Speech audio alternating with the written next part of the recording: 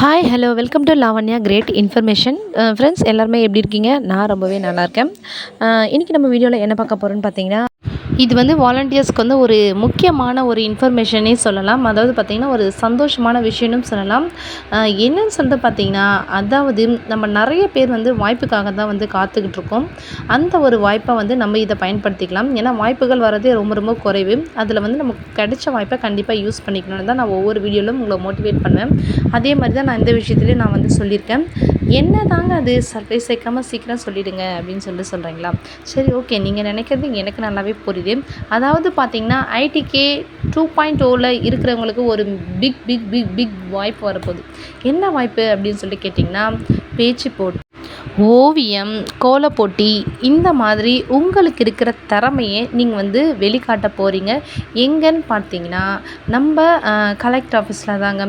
அந்த மாதிரி ஒவ்வொரு டிஸ்ட்ரிக்ட்லேயும் வந்து பார்த்திங்கன்னா ஒரு கலெக்டர் ஆஃபீஸ் இருக்கும். ஸோ அங்கே தான் வந்து பார்த்திங்கன்னா உங்களுடைய திறமையை வந்து வெளிக்காட்ட போகிறீங்க.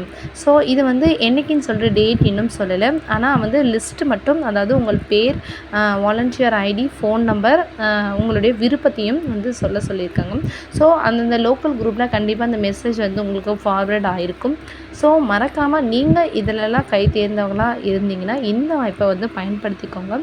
அது மட்டும் இல்லாமல் வந்து பார்த்திங்கன்னா 2 நாள் வந்து அங்கேயே தங்கி வந்து நீங்கள் வந்து ப்ரோக்ராம் பண்ணுற மாதிரி இருக்கும். ஸோ அதுக்கேற்ற மாதிரி என்னால் வெளியில் போயிட்டு 2 நாள் தங்கி இந்த பர்ஃபார்மன்ஸ்லாம் பண்ண முடியும் அப்படின்னு சொல்லிட்டு நீங்கள் நினச்சிங்கன்னா இந்த வாய்ப்பை சரியாக வந்து பயன்படுத்திக்கோங்க.